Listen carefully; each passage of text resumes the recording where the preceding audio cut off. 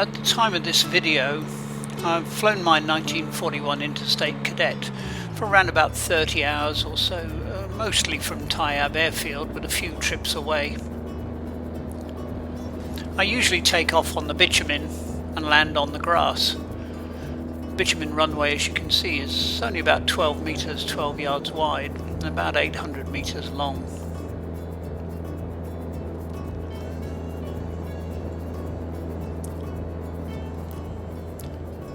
The grass is a bit wider than the bitumen, but there is a ditch on the left which you've got to avoid.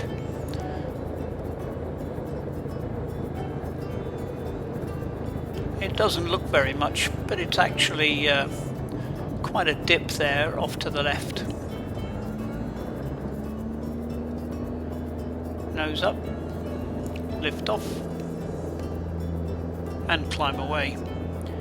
There's almost always a crosswind on the north-south runway at Taiab, and today's no exception. There's about a 3 to 4 knot crosswind from the left.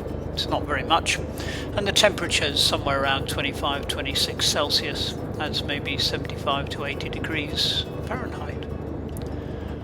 Another 3-pointer. Hold off, hold off. And away we go again.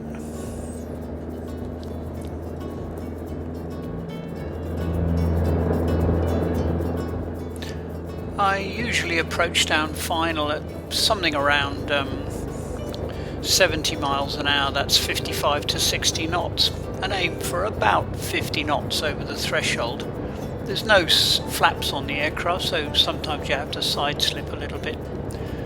The distance between the two dirt crossways is about 100 meters, that's 100 yards or so. There's the first one, and the next one's coming up just as we lift off here. There we go. So the aircraft will land and take off in a relatively short space. This last landing was actually the worst one of the lot. There's a little bit of a bounce, but as long as you hold the stick back and wait for the aircraft to settle, it's not so bad at all. In fact, it doesn't feel much at all, but there's the first one, and there's the little bounce.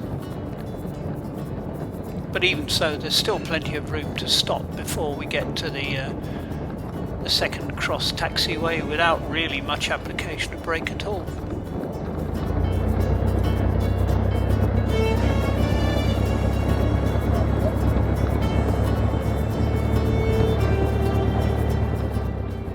It's a lovely aircraft to fly the interstate, very forgiving, nicely coordinated, and even though there's no flaps, it doesn't seem to present any problems for short field landings.